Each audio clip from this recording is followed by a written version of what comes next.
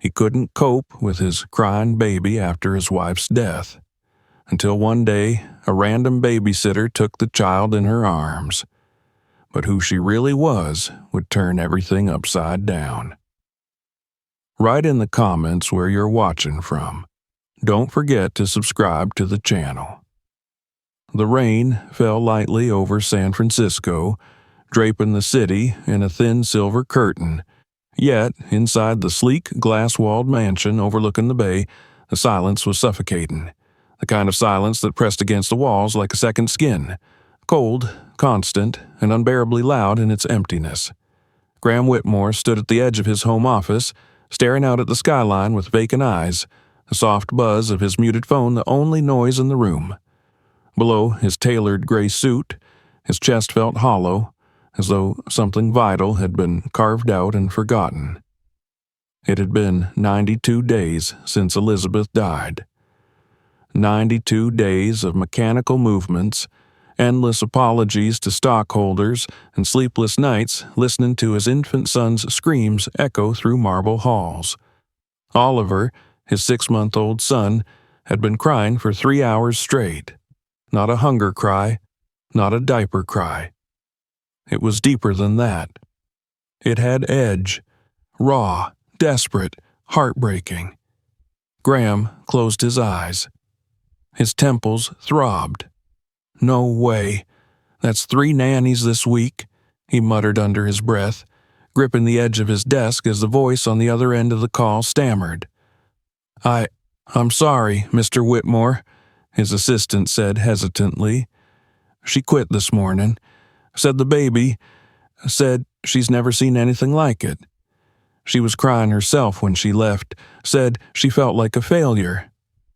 She was the 4th one in 10 days. Graham pinched the bridge of his nose and sighed.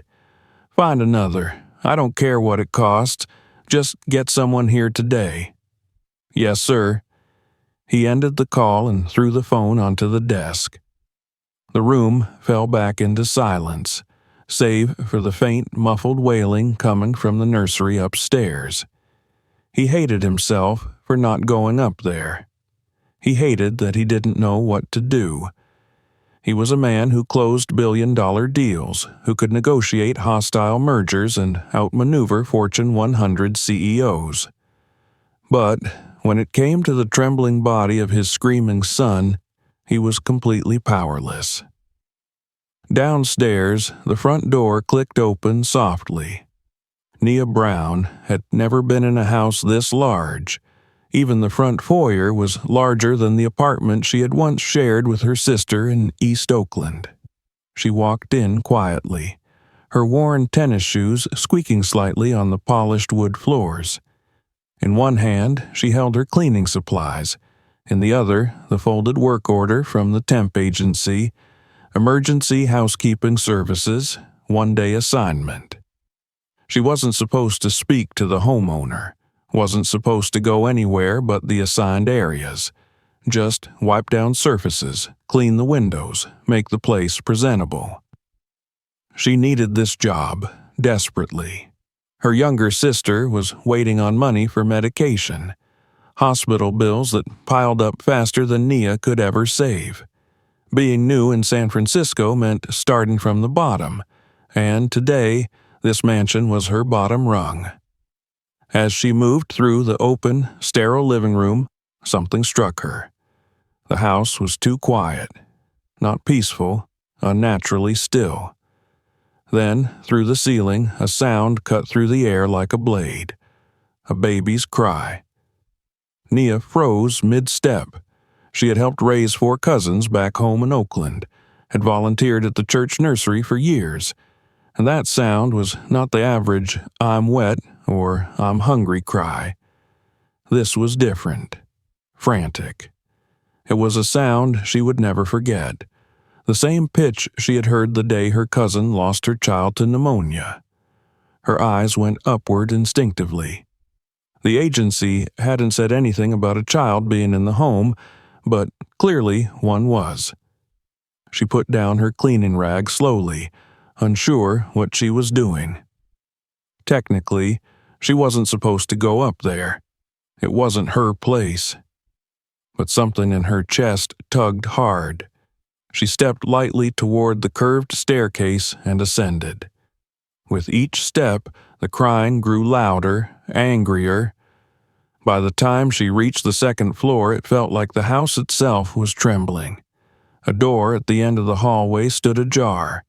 She walked toward it slowly, heart pounding, and gently nudged it open. Inside, in a sleek designer crib set beneath a minimalist mobile, a tiny baby lay writhing. His little fists balled tightly, face red from screaming, damp curls sticking to his forehead. His cries hit Nia like a physical force, and for a moment, she just stood there, stunned. "Hello?" She called out gently, half hoping someone would suddenly appear. "Is anyone here?" No answer. The baby's shriek grew even more hoarse. Nia stepped closer, hands trembling slightly. "Sweetheart, shh. What's wrong?" she murmured. Her eyes scanned the room. The bottle warmer was unplugged. The diaper pail overflowed. A burp cloth was crumpled on the ground beside a soiled onesie. And the baby, he was soaked. Sweat beaded on his forehead, and the faint sour smell of a dirty diaper wafted up as she leaned over. She found clean diapers and baby wipes in a dresser drawer. Without overthinking, she changed him swiftly, her hands steady from years of practice. Once done, she wrapped him in a soft blanket, picked him up, and cradled him gently. "There we go, baby boy," she whispered, rocking him against her shoulder. She started to hum an old lullaby her grandmother used to sing, the same one she had sung to her sister after their mother died. The crying lessened, then stopped.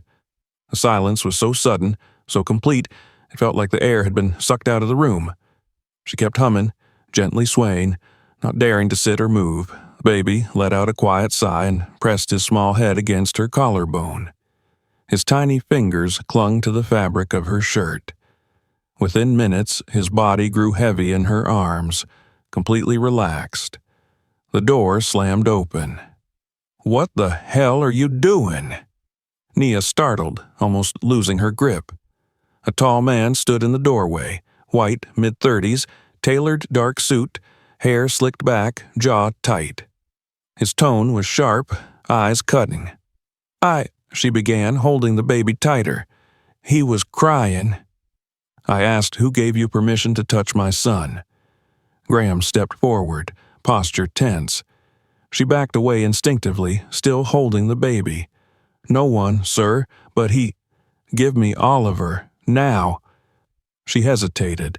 The baby shifted slightly, his tiny mouth opening in protest even before she handed him over. As soon as Graham took him, the crying resumed, louder, more desperate than before.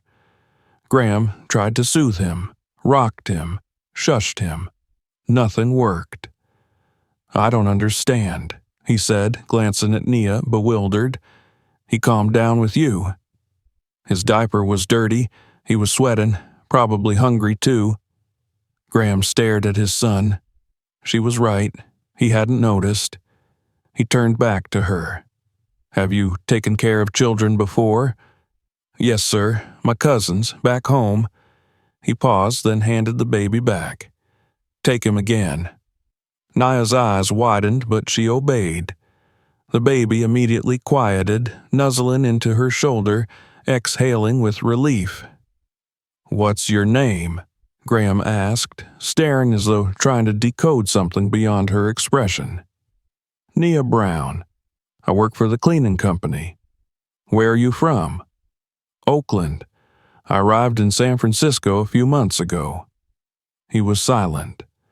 For the first time, he really looked at her, not just the uniform, not just the action, but her presence, the calm around her, the instinct.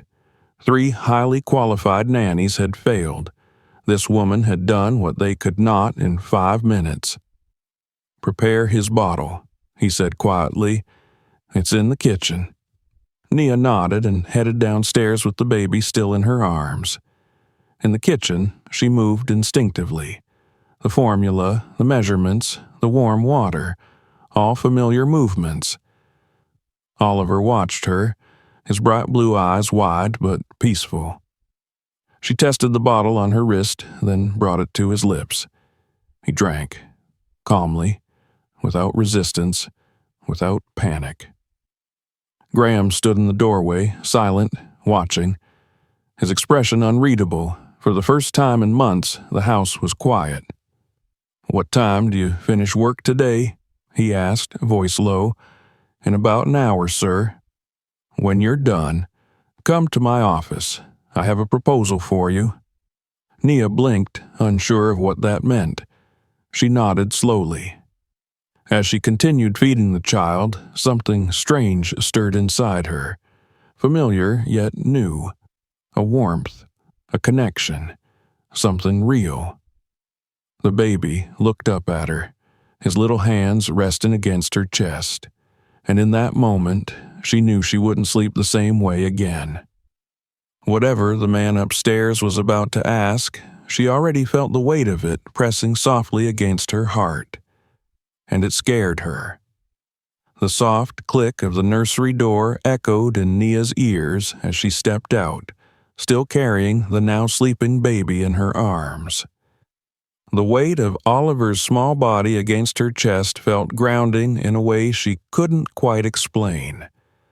As she descended the stairs, each creak of the polished wood beneath her shoes was a reminder that she was in unfamiliar territory, in a world that did not belong to her. And yet, in her arms, this child had stopped crying.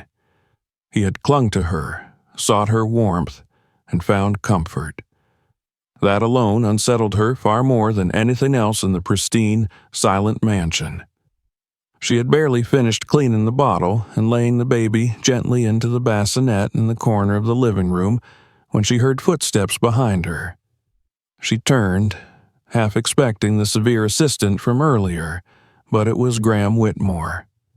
He stood with a rigid posture, arms crossed over his chest, watching her like someone examining a puzzle they couldn't solve. "She drank it all?" he asked, his tone flatter than before, less sharp. She corrected quietly, giving him a glance. "And yes, every drop." Graham looked at the baby, who was now fast asleep, a faint sigh escaping his tiny lips. He looked peaceful, vulnerable, human. "I want you to stay," he said after a pause, his voice suddenly more direct, as if afraid he might reconsider the words if he let them linger too long in his mind. Nia blinked, unsure she had heard him right. "Excuse me? I want you to stay on, as his nanny." "I'm not a professional," she replied quickly. "I was only assigned here to clean." "I don't care." His gaze didn't waver. 4 nannies came through this house in the last 2 weeks. They all had degrees, certifications, years of experience. None of them could calm him. He walked in and he gestured loosely toward the sleeping child. "Whatever you did, it worked." Nia shook her head slowly. "I was just present. Sometimes that's all a baby needs, to feel someone's really there." He said nothing, only stared at her for a long moment before turning on his heel. "When you finish your shift, meet me in my office." She watched him leave, heart hammering. This wasn't the world she was supposed to belong to.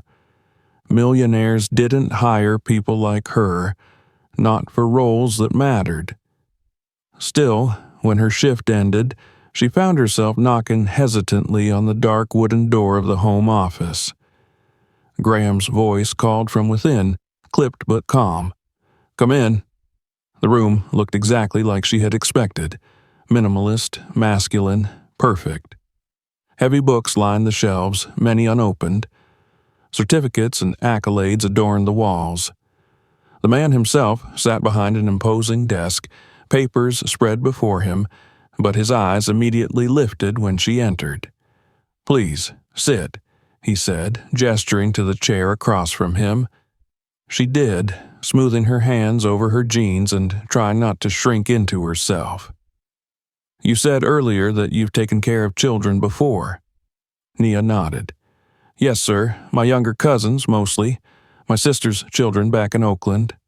And before that, I worked with a family in Kingston, Jamaica, before I moved here. Why San Francisco? The question seemed simple, but Nia felt its weight.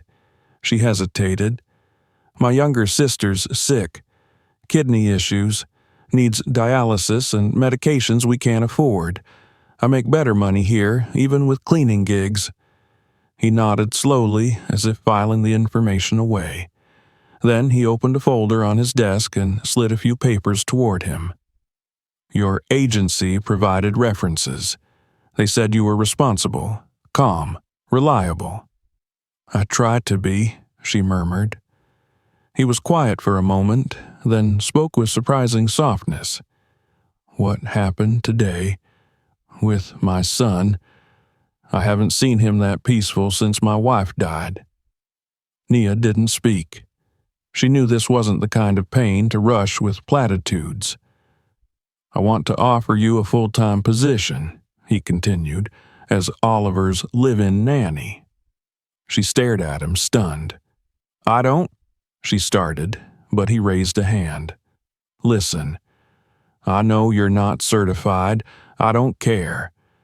You did something none of the others could, and I care more about my son being okay than a piece of paper on a wall. Nia tried to gather her thoughts. Where would I stay? In the staff quarters.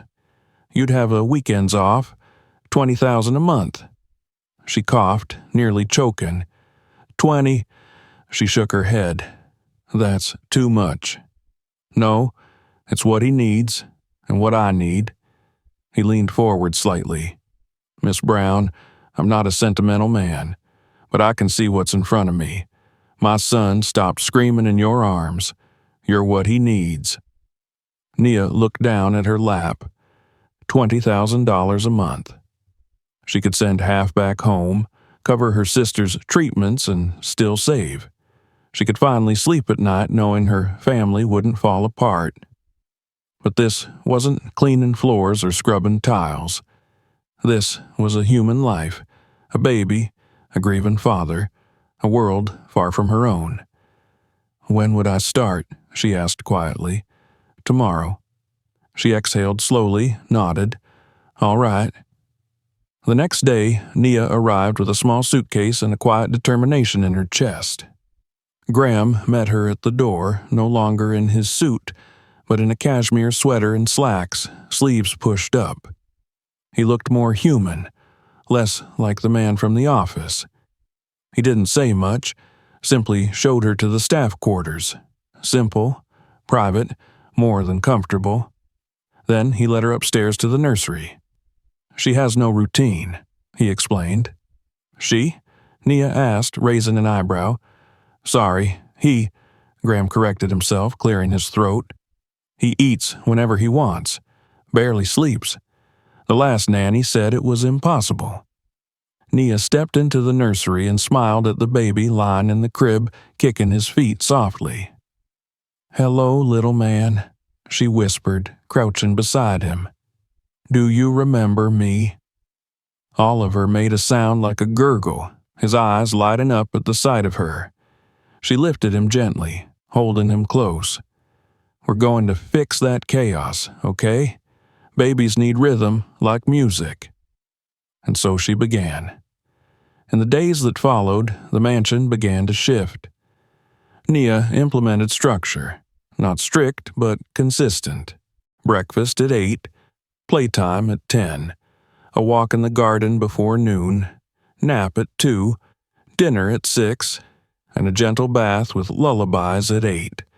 It wasn't immediate, but each day brought more ease.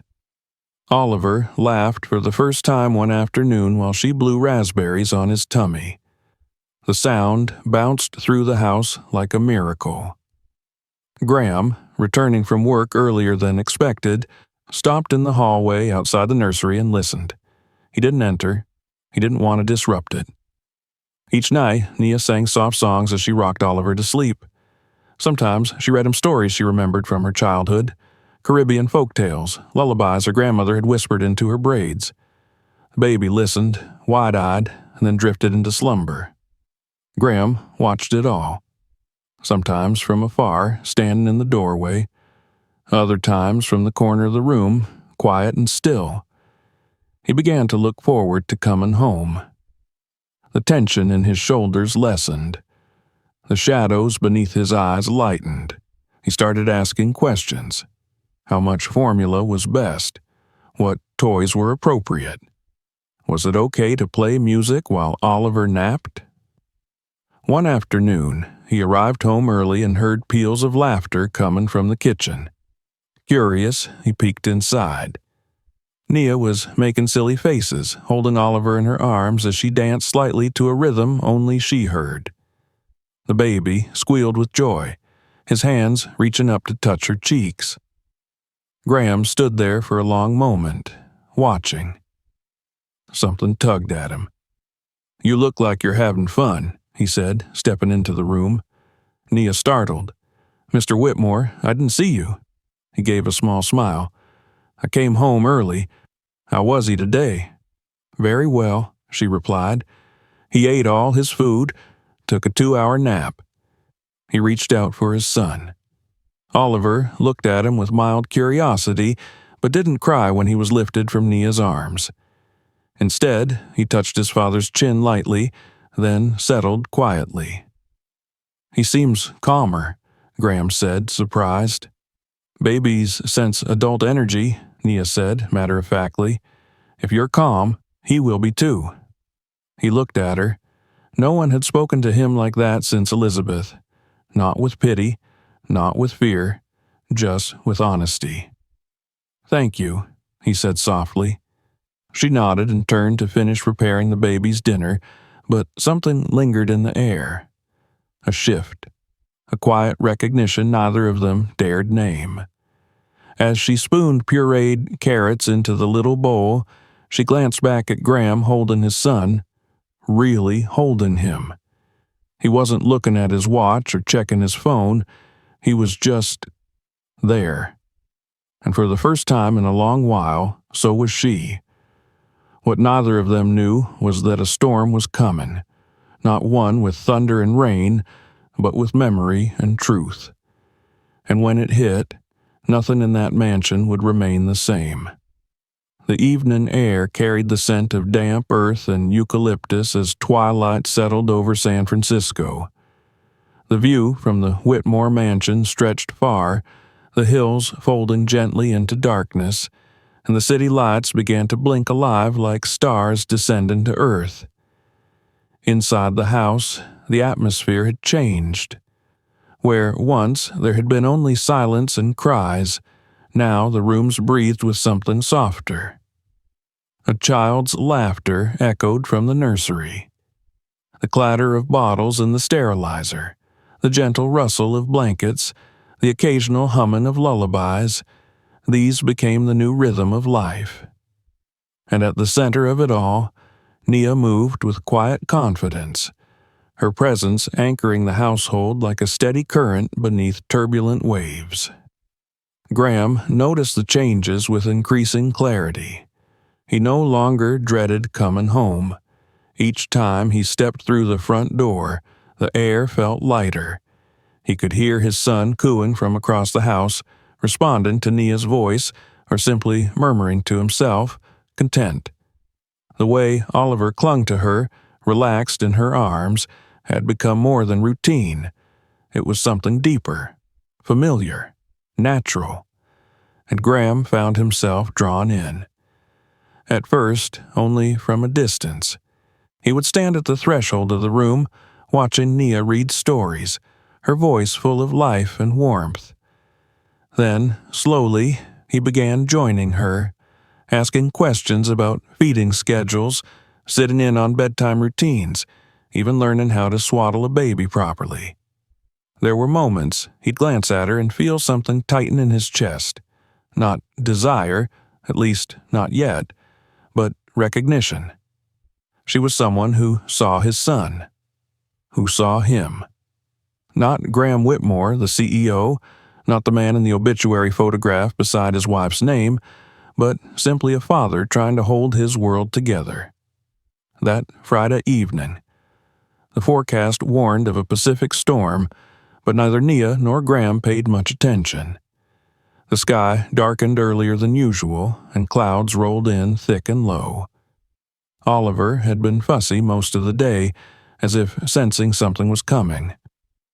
Nia held him close as she paced the nursery, whispering nonsense words and pressing soft kisses to his curls. The baby finally drifted off just as thunder rumbled faintly in the distance.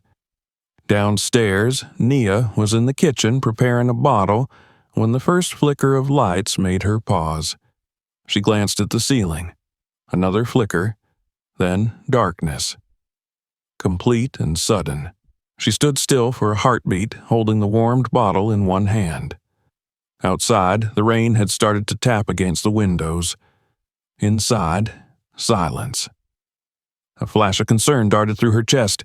She moved quickly, carefully up the stairs, her phone casting a dim beam of light ahead of her. Just as she reached the nursery door, another set of footsteps came from the hallway. "Nia?" Graham's voice sounded sharper than usual. "Are you okay?" "We're fine," she said, turning towards the sound, "but Oliver's in the bath." He appeared in the faint light from her phone, holding his own flashlight in one hand.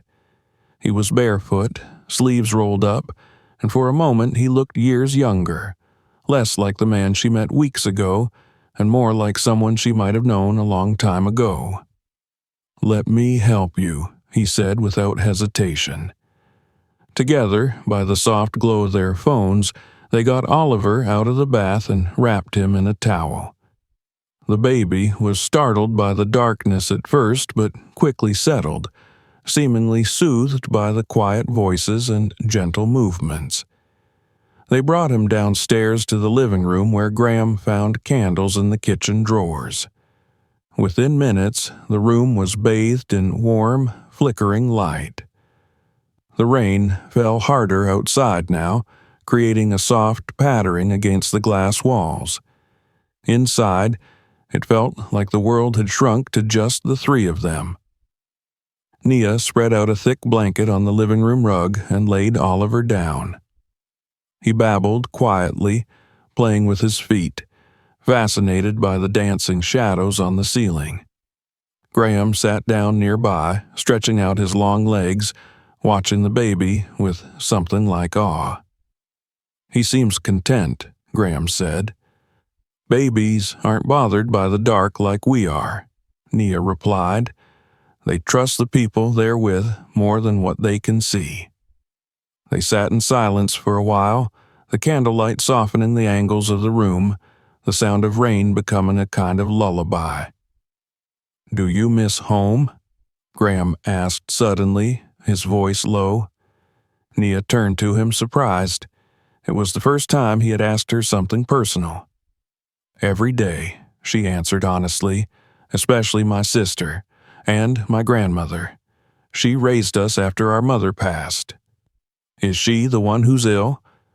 Nia nodded. "She has heart problems, diabetes. She needs surgery, but it's expensive."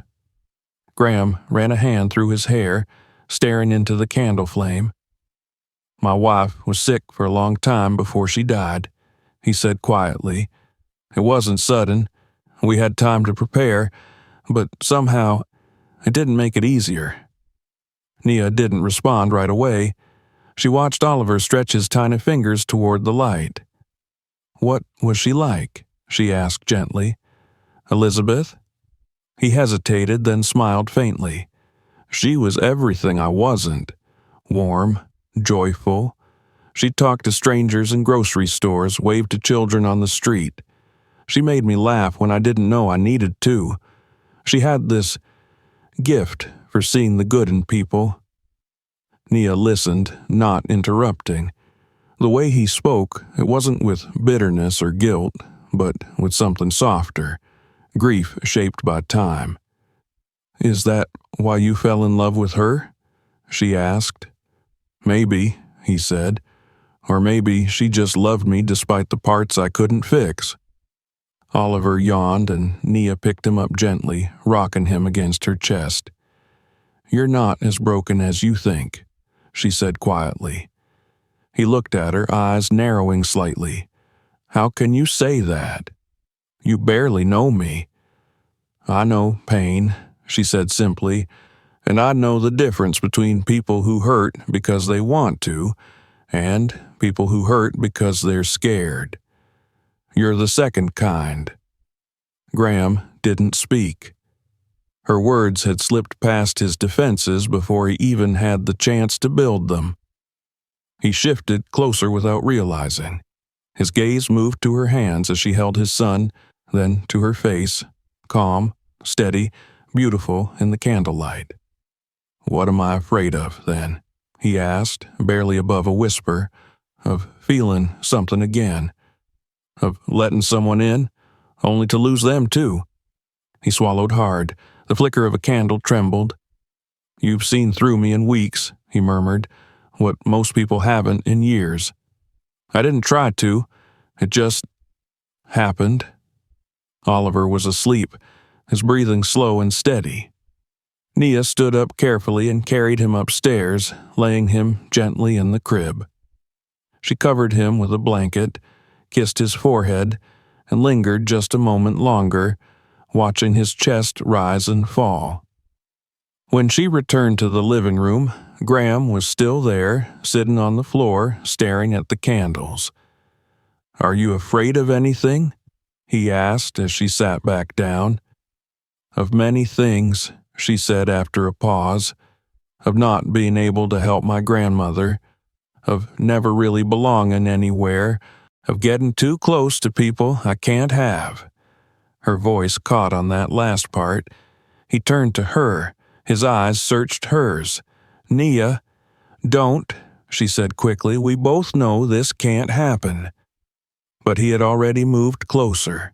His hand reached out, fingers brushing gently against her cheek. And what if I don't care about what can or can't happen? Her breath hitched. She had fought these feelings for weeks, pushed them down, rationalized every lingering glance, every softened word. He was her employer, a grieving man, from a world that would never accept someone like her. But in that moment, none of it mattered. His lips met hers in a kiss that was hesitant at first, full of doubt and trembling edges. Then, slowly, it deepened, as if both had been holding their breath for too long. There were no fireworks, no music swelling in the background, only the sound of rain and the warmth of another human being reaching for something real. When they finally pulled away, their foreheads rested together, breaths mingling. This is wrong, she whispered. I know, he said. It could be very complicated. I know. Neither moved. They remained there, suspended in a fragile, perfect silence. But they both knew that when the lights came back on, the world would shift again. And it did.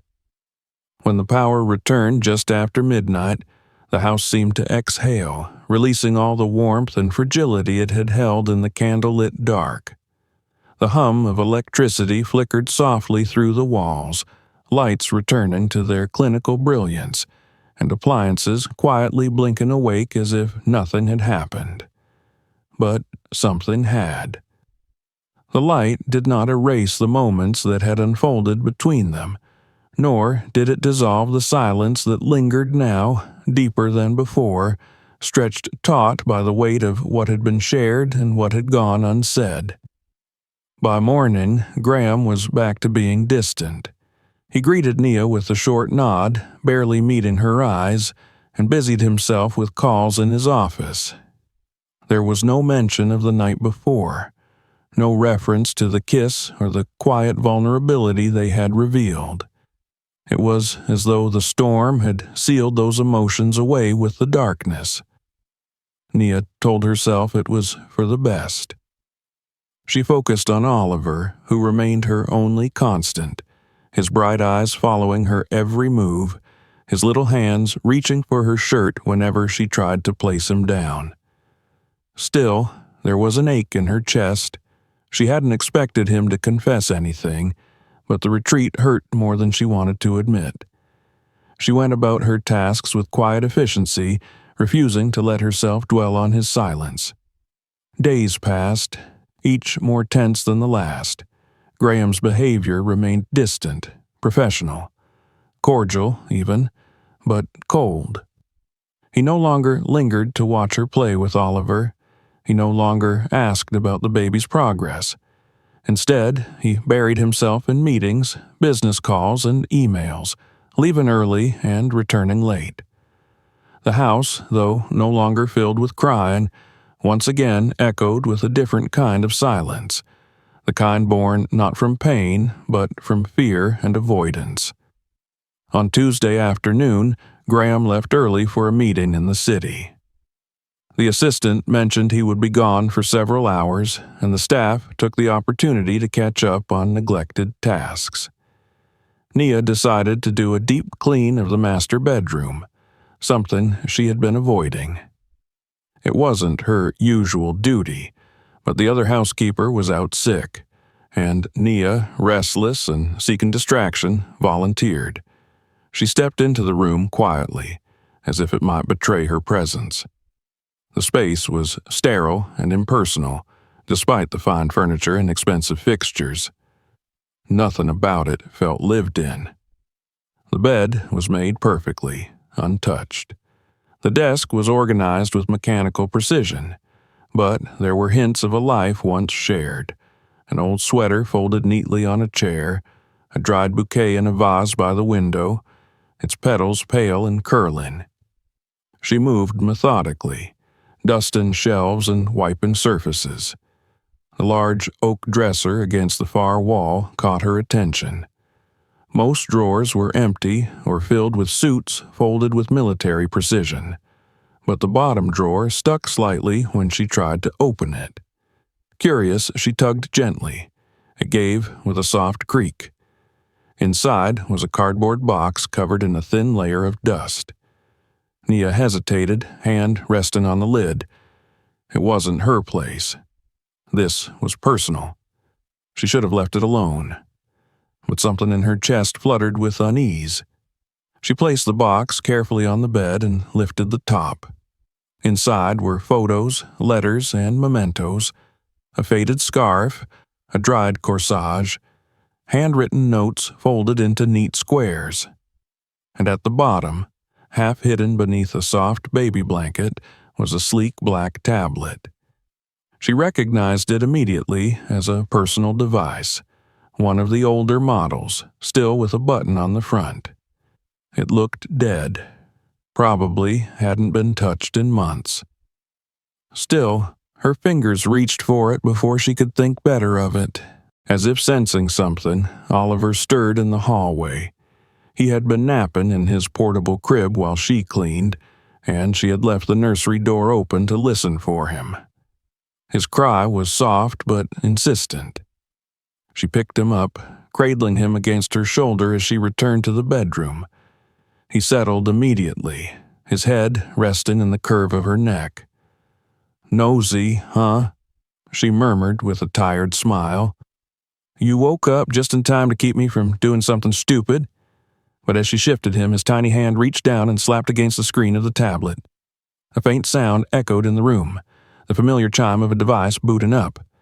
Nia's breath caught. The screen came alive, surprisingly responsive. She held her breath, half expecting it to shut down again, but it remained lit. A passcode prompt flashed, then vanished as if someone had already disabled it. The home screen displayed a series of video thumbnails, each with a date. The most recent was from nearly 4 months ago, 2 months before Elizabeth's death. Before she could stop herself, Oliver tapped the screen again with curious fingers. The video began to play. Nia froze. On the screen appeared a woman with chestnut hair and striking green eyes. She sat in a sunlit room, the same master bedroom where Nia now stood, though it had looked warmer then. Lived in Elizabeth. Even without meeting her in life, Nia knew it was her. "If you're watching this, I'm probably not here anymore," Elizabeth's voice said, calm and steady. "And I'm sorry. I'm so sorry." Nia's heart pounded. She should stop the video. She had no right, but her legs wouldn't move. Oliver watched the screen quietly, as if he too sensed the gravity of what was unfolding. "Graham," the woman continued, "you've always loved with your whole heart, even when you didn't show it, even when you thought you were broken. And I should have told you the truth when I had the chance." Nia stared, frozen. "Oliver isn't ours. Not biologically. I know you believed he was born from me, but he wasn't. I'm infertile. I've known for years. I kept it from you because I was afraid that if I told you you'd leave me, or worse, look at our child and see a lie instead of love." Nia's hand covered her mouth, her legs nearly buckled. She sat down slowly on the edge of the bed, still holding Oliver close. "I found a surrogate. Quietly. I paid in cash. I even faked the medical paperwork. I justified it because I told myself the result was love. And when I held him for the first time, I didn't feel shame. I felt like a mother. He's yours, Graham, in every way that matters. He's ours. And I hope one day you'll forgive me." The video ended. The screen returned to the list of files. Nia sat in stunned silence. Oliver reached for the tablet again, but she set it aside, her hands trembling. Her heart felt too large for her chest.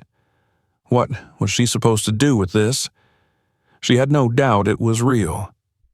Elizabeth's face, her voice, the intimacy of her confession, it had all been honest, unfiltered.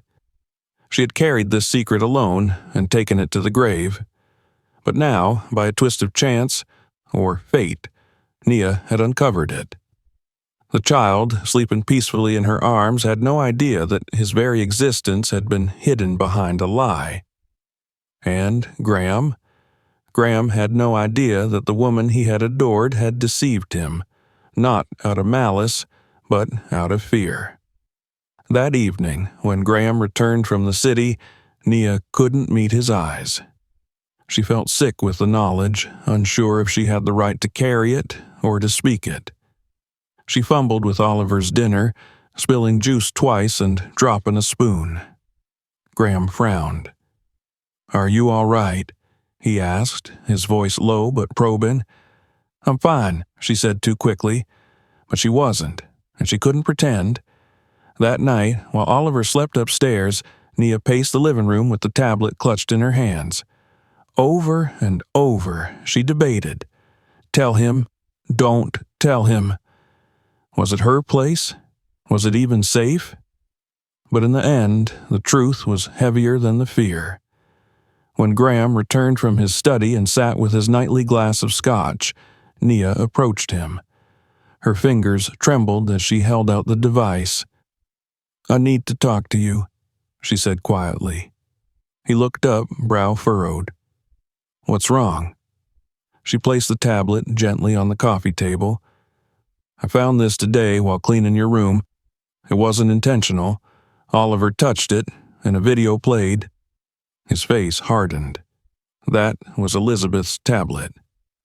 "I think you should watch it." He didn't move. "I didn't mean to pry," she said, voice cracking. "But what she said, you need to see it for yourself." He took the device slowly, unlocking it with practiced fingers. When he saw the video, his expression changed. Stillness settled over him, a kind of storm brewing behind his eyes. He pressed play.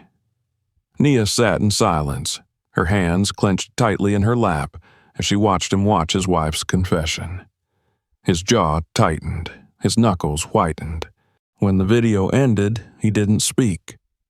For a long time, he didn't even breathe. Then, in a voice that didn't sound like his own, he whispered, "This is a lie." "Graham, this is a lie," he repeated louder. He stood up abruptly, the tablet falling to the floor. "No, she wouldn't do this. She wouldn't. She knew how important this was to me." Nia rose carefully. "She was afraid." You don't know anything." He turned on her, eyes blazing. "You think just because you work here, you can dig through my things? You think you can use this?" "I'm not using anything. I just thought you had a right to know." "No. What you thought," he snapped, "was that this would give you power over me. Maybe you edited it. Maybe you faked it. Maybe you—" "I would never," she said, her voice shaking. "Of course you would," he shouted. "You've been acting differently ever since that night. This was your plan. Manipulate me. Use the baby to worm your way in." Tears filled Nia's eyes, but she didn't let them fall. "I only wanted to do what was right. For Oliver. For you." He stepped toward her, his voice sharp as glass. "The only right you have is to do your job and keep your mouth shut." The words hit like a slap. "I want you out of this house," he said. "Tonight." Nia stood frozen. "You don't mean that?" "I do. Pack your things. I never want to see you again." An hour later, suitcase in hand, Nia stood at the door. Graham didn't appear. The house, once again, was quiet and cold. Before she left, she crept upstairs to Oliver's room. The baby slept peacefully, unaware that the person he had come to depend on was about to disappear. She bent down, kissed his forehead. "Take care, my love," she whispered. "I'm going to miss you more than you'll ever know." And then she walked into the night, the storm no longer outside, but within her. The bus ride to Sacramento was long, quiet, and without color. Nia sat near the window, her hands tightly clasped in her lap, her small suitcase tucked between her feet. The city blurred past, but she saw none of it. Her mind was frozen in the moment when Graham's voice, so cold and sharp, had told her to leave. Not just the house, but the life she had started to believe in. The image of Oliver's face sleeping in his crib while she whispered her silent goodbye clung to her chest like a stone. Her body was still aching from holding him for the last time. She didn't know what hurt more, being thrown out or the way he had looked at her, as if she had betrayed him, as if she were the lie. By the time the bus pulled into the station in Sacramento, night had fully fallen. The air was warmer here, less humid, and the city moved slower. She had nowhere planned, but she clutched a newspaper she'd picked up at a diner along the highway. She circled a listing in thick pen. Housekeeper wanted, small family, room and board, immediate hire. It wasn't much, but it was something. A woman named Eleanor Harrison answered the call and invited Nia to come that same night. The Harrison house was the opposite of the Whitmore estate. It was small and unpretentious, with creaking stairs, a flower garden full of overgrown daisies, and a chipped mailbox that leaned like it had grown tired of standing upright. Mrs. Harrison opened the door in slippers and a floral robe, her hair a cloud of silver, her face gentle and curious. "You must be Nia," she said. "Come in, dear. You sound exhausted." Nia nodded, stepping over the threshold into a new chapter of her life that felt colder before it even began. She didn't tell Mrs. Harrison much, only that she had been let go suddenly from a nanny job and needed a place to stay. $5,000 a month, meals included. Not much, but we're quiet folk. "You'd have your own room, your own schedule," Eleanor said. "We could use a console like you." Nia accepted with a nod, not for the money or comfort, but because she needed to breathe. The first days passed in a haze. She swept, cooked, made tea, and wiped down picture frames. At night, she lay awake staring at the ceiling, listening to the distant ticking of an old grandfather clock downstairs. But her mind was never really in Sacramento. It wandered back to San Francisco, to a mansion on the hill, to a room filled with lullabies and candlelight, to a pair of bright blue eyes that had once looked up at her like she was the entire sky. She dreamed of Oliver, of his giggles, of his little hands wrapping around her finger, and when she woke, her chest ached with absence. Mrs. Harrison noticed her quietness. One afternoon, as Nia folded laundry in the back room, the older woman sat beside her with 2 mugs of tea and a knowing look. "You miss someone," she said. Nia looked down at the folded towel in her lap. "I was caring for a baby. I grew attached, and then I was told to leave." "Was it your child?" "No, but I loved him as if he were." Mrs. Harrison reached out and gently patted her hand. "Love doesn't need paperwork to be real, child. If you loved him, then he loved you too." That night, Nia cried into her pillow, quietly, like a secret she didn't want anyone to know. The tears had waited days to come, and once they started, they didn't stop. Back in San Francisco, the Whitmore estate had once again fallen into shadow. Graham tried to pretend nothing had changed. He immersed himself in work, attending meetings, signing contracts, and pushing forward on a new merger proposal with a Japanese tech firm that promised international expansion and astronomical revenue. On paper, everything was perfect, but Oliver was not. The boy refused to eat. He refused to sleep. He cried until he choked, until his little fists trembled with exhaustion. The new nannies, 4 of them in 10 days, came and went, each leaving faster than the last. The last one, an experienced nurse from Italy, stayed only 24 hours before calling the agency in tears. "This child is not just fussy," she told them. "This child is grieving." Graham sat in the nursery one night, holding his son as he screamed. He tried rocking him, singing softly, offering bottles. Nothing worked. The baby only cried harder, his voice hoarse and broken. "What do you want from me?" Graham asked, his voice cracking. "Just tell me what you want." But Oliver had no words, only pain. For the first time in weeks, Graham broke down. He sat on the floor, back against the crib, his son in his lap, and cried with him. His shoulders shook.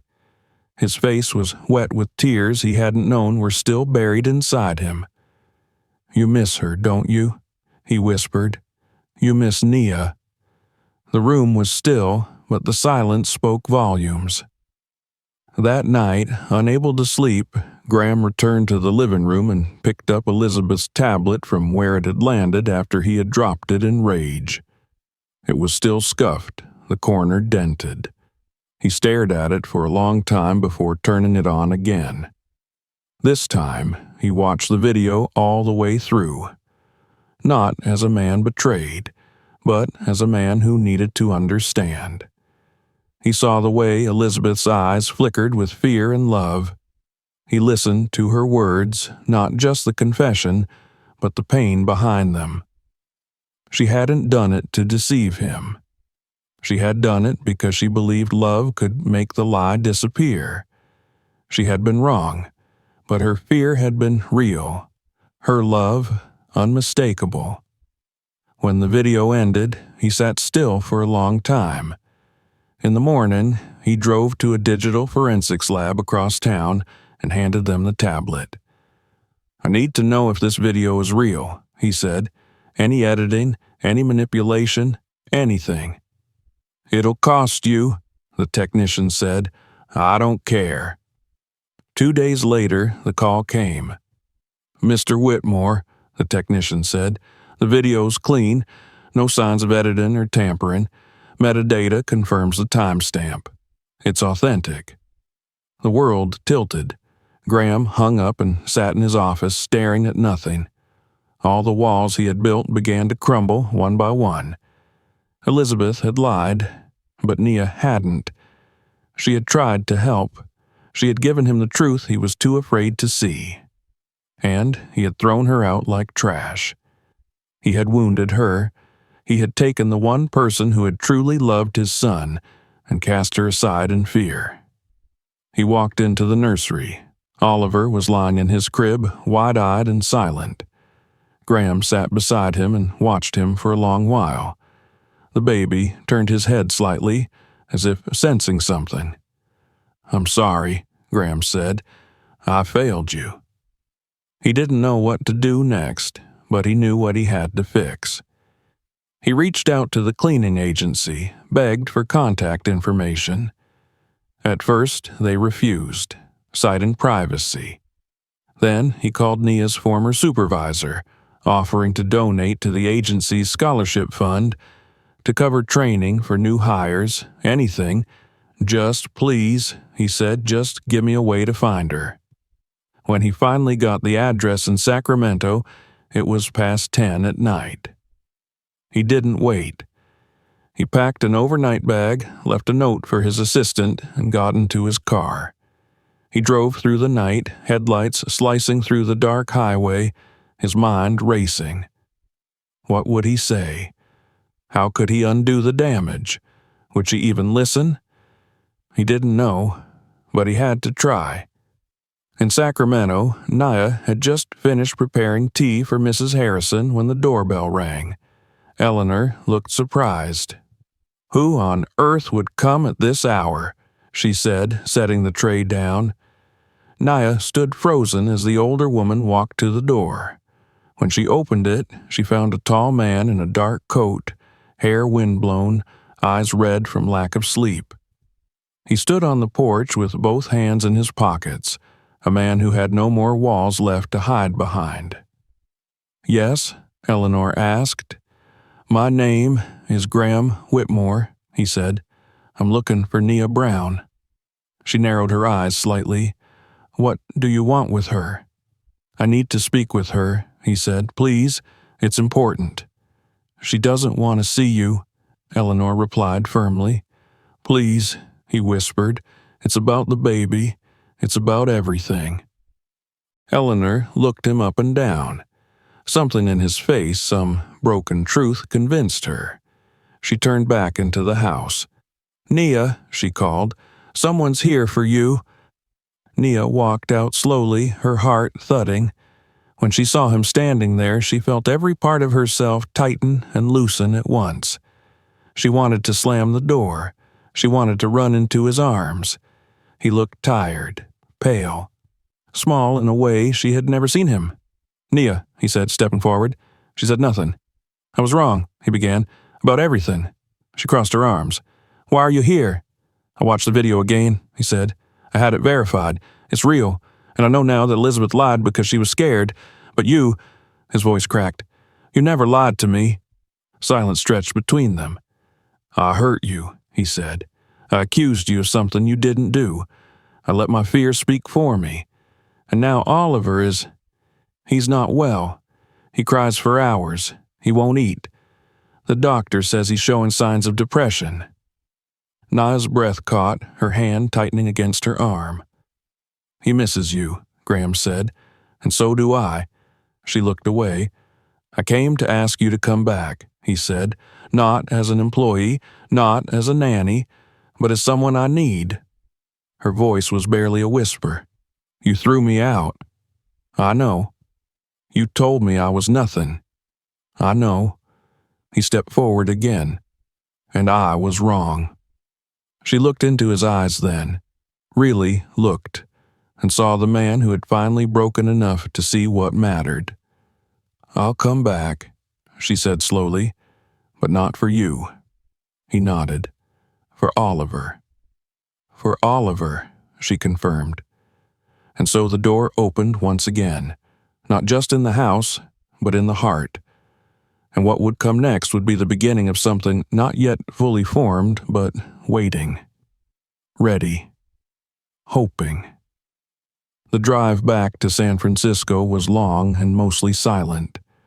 Graham kept his eyes on the road, his hands steady on the wheel, but every so often his glance would flicker toward the passenger seat, where Nia sat, quiet and distant, looking out the window.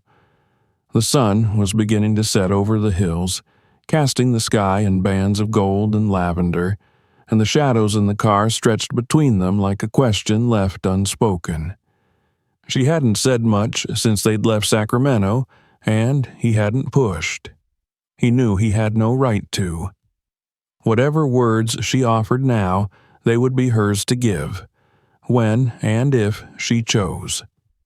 When they finally pulled into the long, winding driveway of the Whitmore estate, dusk had fallen completely. The lights in the house were already on, glowing through the wide windows like lanterns in a storm. Graham stepped out first and went around to retrieve her suitcase, but Nia stopped him with a quiet look and took it herself. He didn't argue. He only followed her inside, unlocking the front door with a trembling hand, the cold brass key suddenly unfamiliar in his grip.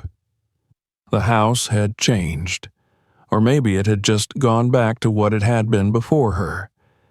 It felt colder. The stillness wasn't peaceful. It was suffocating.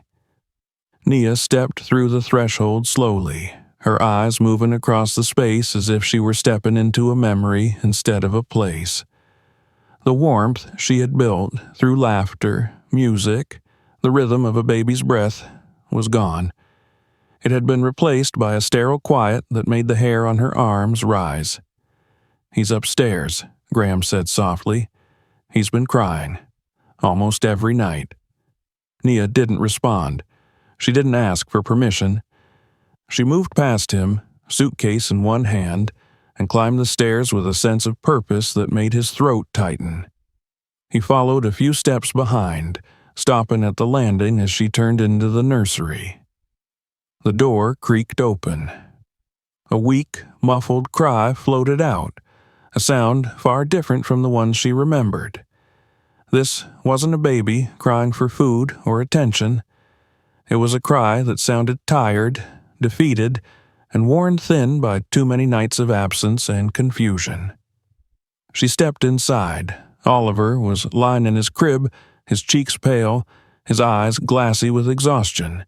He barely reacted to the sound of the door, but when he saw her, really saw her, his face changed. A whimper, then a low moan of recognition escaped his lips. He reached out a trembling hand, fingers opening and closing in the air. "Hello, my love," she whispered, her voice catching. "Did you miss me?" She bent down and scooped him into her arms. He clung to her instantly, his little fingers fisting into her sweater, his head burrowing against her neck as though he needed to disappear into her skin to feel safe again. Graham stood at the doorway, unmoving. He watched his son melt into the woman he had driven away, watched the way Oliver sighed into her shoulder like he had finally found home. And in that moment, Graham understood something that went beyond guilt or regret. He had taken away not just Oliver's comfort, but his very sense of belonging. Nia gently rocked him, kissing the crown of his head. "You're so thin," she murmured. "You haven't been eating, huh? Poor little one." Oliver wasn't crying now. He wasn't even fussing. He simply clung to her with the quiet desperation of someone who had been lost for too long. She carried him downstairs without a word and made her way to the kitchen.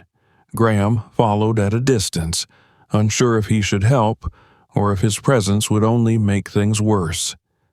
From the hallway, he watched her open the cupboard, retrieve the formula she had always used, measure and mix with practiced hands. She moved with the ease of someone who had memorized every detail, not just the steps, but the timing, the tone of voice, the way to hold the bottle just so.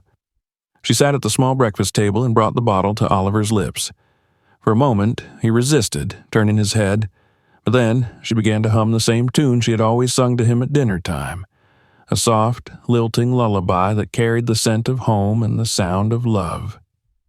And slowly, cautiously, he drank. Bit by bit, sip by sip, the tension in his tiny body eased. By the time he had finished half the bottle, his eyes were heavy and his breathing had grown slow and even. Nia leaned back in her chair, cradling him as he drifted into sleep. Graham stepped forward, his voice low, It's incredible. With you, he's a different baby." She didn't look at him. Children know when they've been left. They stop trusting. They stop asking. Her words were soft, but they cut deep. "I never meant to leave him," he said. "But you did," she replied. "And not just him."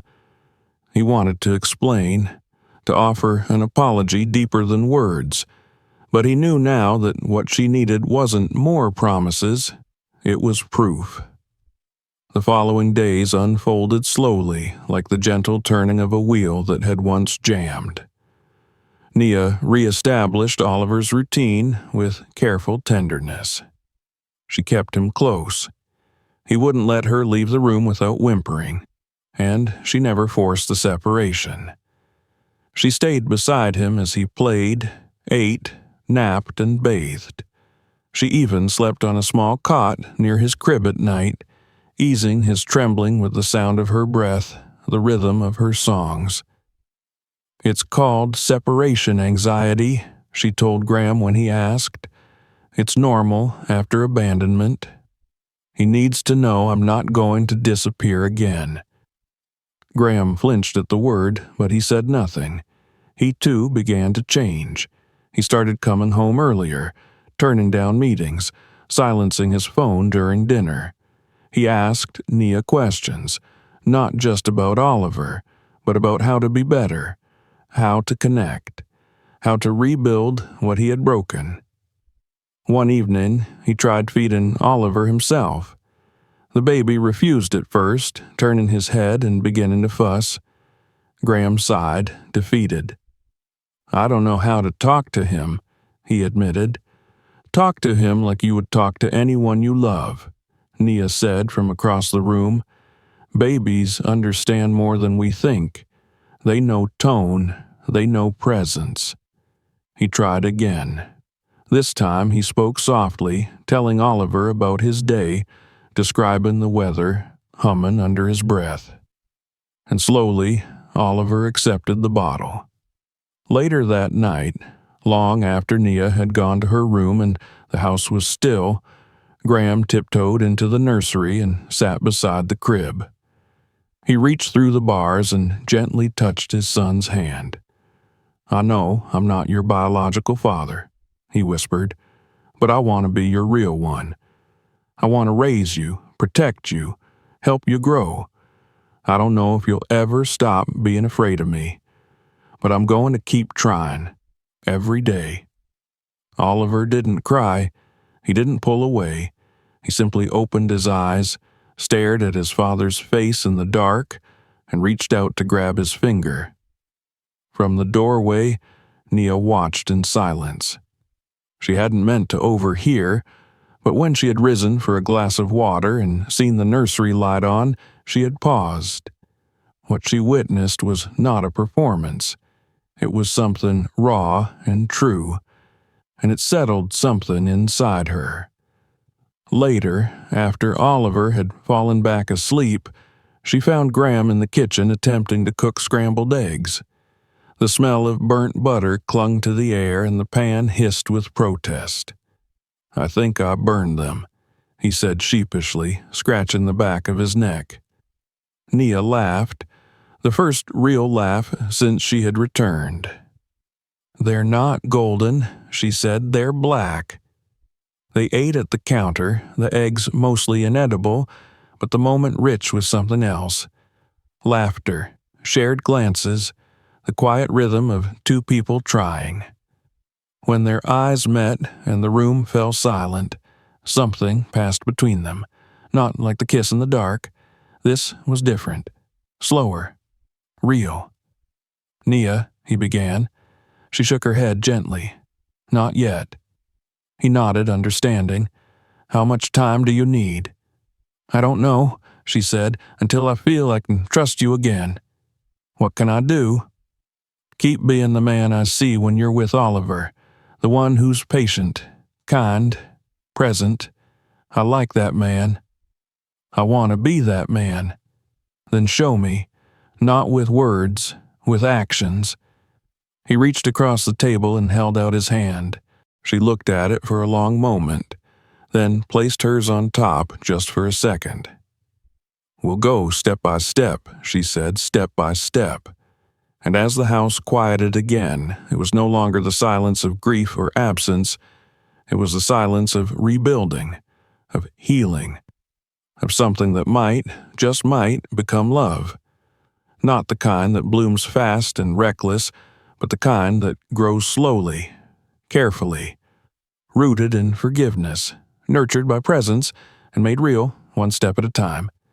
3 months had passed since Nia returned to the Whitmore house, and in that time the mansion transformed from a cold, hollow place into something resembling a home. It didn't happen all at once. There were no grand declarations, no magical changes overnight. But in the slow, deliberate rhythm of ordinary days, things began to shift. The warmth returned, not just in the sounds of Oliver's laughter or the comforting aroma of meals cooking in the kitchen, but in the way the walls no longer echoed so sharply.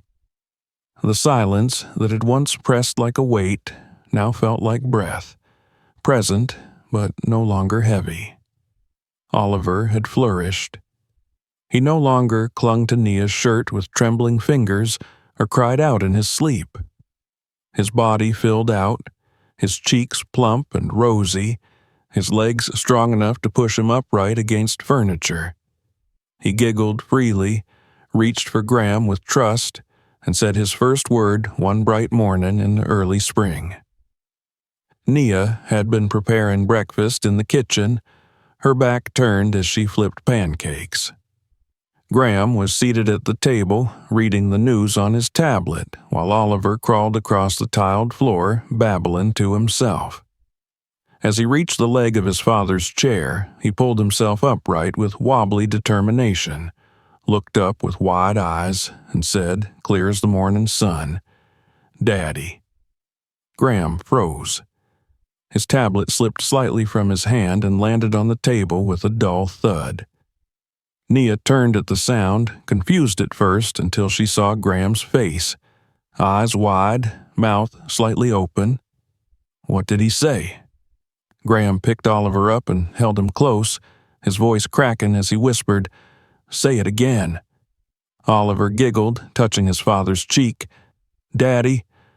Nia's hand rose to her chest, her eyes suddenly full. She hadn't realized she'd been holding her breath until that moment. "There's no doubt now," she said softly, watching them. "He knows exactly who you are." That afternoon, a call came that would test everything they had built. Graham was in his study when his assistant patched through a direct line from Tokyo. The merger proposal he had been dancing around for months had finally crystallized. The numbers were staggering, the expansion potential unmatched. But the offer came with one non-negotiable condition. He would need to relocate to Japan for at least 2 years. Nia found him standing in the kitchen later that evening, staring at a glass of untouched water on the counter. "You look like you've seen a ghost," she said, wiping her hands on a towel. "I might have," he replied. "That was the board. The Japanese firm wants an answer by tomorrow. They want me to move to Tokyo, full relocation, minimum 2 years. Nia was quiet for a long beat. "And?" "It's more money than I've ever seen in one deal," he said. "It could secure Oliver's future, college, trusts, everything." "And what about his present?" she asked softly. He didn't answer. She stepped closer. "Are you asking us to go with you?" "I was going to," he admitted. "But I stopped myself." "Why?" "Because it would be selfish." "Say it anyway." He turned to face her. "Would you come with me?" She stared at him, stunned. "To Tokyo? I know you don't speak the language. You don't know the culture. You have no connections there. It's an insane ask, I know."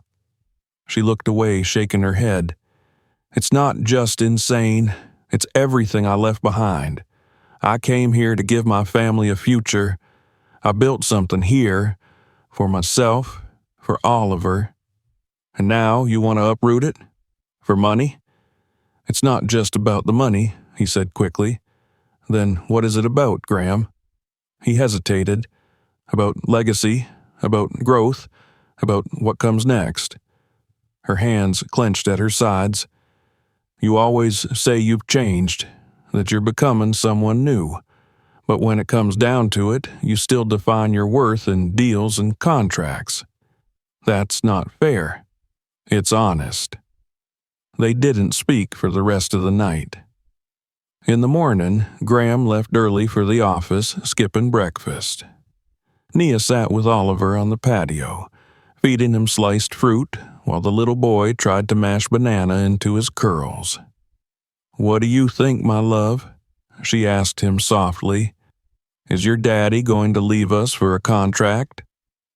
Oliver gave no answer, only laughed and threw a piece of cantaloupe on the floor. At his office, Graham sat at his desk with the proposal printed in front of him. The numbers stared up at him like temptation. His partners were impatient, hovering with messages and calls. "It's the deal of a lifetime," Richard, his lead partner, said over the speakerphone.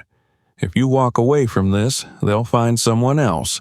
You know that, right?" "I know." "So, what's the problem?" Graham didn't answer. He hung up the phone. An hour later, he was in his car, driving back home. He parked in the driveway and walked inside, finding Nia and Oliver sitting on the living room floor surrounded by blocks and picture books. Oliver looked up and squealed with joy, crawling to him with enthusiastic clumsiness. Nia stood, brushing her hands on her jeans. "Have you decided?" Graham nodded. "I'm turning it down." She blinked. "You are?" "I realized something this morning," he said. "I've spent my whole life chasing the next big thing. Another deal, another zero on a contract.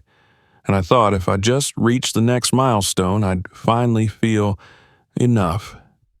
But these last few months have been the first time I've ever felt like I have something real. I come home and I hear my son laugh. I smell food cooking. I see someone who makes me want to be better. And I can't put a price on that." Nia's eyes softened. "You're sure?" "I'd regret walking away from this deal, yes, but I'd regret losing you both far more." She stepped forward slowly, her voice trembling. "What are you saying?" He reached into his pocket and pulled out a small velvet box. "I'm saying that I love you. I love the life we've built together. I love watching you raise Oliver. I love the way you teach me to be present, and I want that every day for the rest of my life." He opened the box. Inside was a simple, elegant ring. "Marry me, Nia, not as my employee, not as Oliver's nanny, but as my partner, as the woman who saw me at my worst and stayed long enough to help me find my best." Tears welled in her eyes as she stared at him. "Yes," she whispered. "Yes, I'll marry you." From his blanket fort of blocks, Oliver clapped his hands, entirely unaware that something monumental had just happened.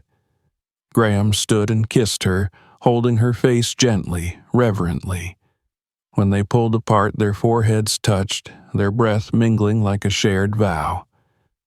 "I'd like to be married in Jamaica," Nia said softly, "with my grandmother there." "I'd go to the ends of the earth for you," he replied. 2 months later, they did just that.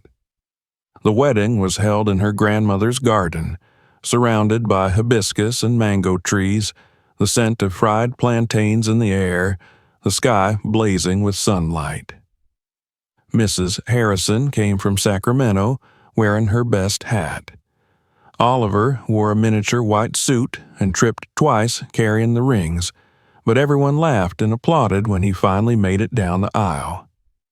It was a ceremony full of music, dancing, tears, and joy. Back in San Francisco, life resumed, but it was different now. On a lazy Saturday morning, Nia stood in the kitchen, barefoot and wearing one of Graham's old shirts, watching Oliver, now 3, smash flour across the countertop. No, no, no, she said, laughing. The eggs don't go on the floor. I help, Mommy, he insisted. Graham shuffled in moments later, hair tousled, wearing pajama pants and a wrinkled t-shirt. He picked up Oliver and spun him around. What are the world's most beautiful chefs making this morning? Pancakes, Oliver yelled. They're covered in flour, Naya said, hands on her hips. Even better, Graham replied, pulling her close and kissing her cheek. Good morning, Mrs. Whitmore. Good morning, Mr. Whitmore. They still liked calling each other that, reminders of the journey they had taken from strangers to something far deeper. Later, after an epic flower fight that left the kitchen looking like a winter wonderland, they sat on the floor together, laughing, breathless, and content. Oliver crawled into their laps, sticky fingers and all, and snuggled close. I love you, he said, entirely unprompted. They looked at each other and smiled. And in that moment, they knew. This was their family. Not perfect, not without scars, but real, built not on blood, but on choice, on forgiveness, on second chances. And it was more than enough. If you enjoyed this story, don't forget to subscribe for more. Watch the next video right here and feel free to share this one with your friends.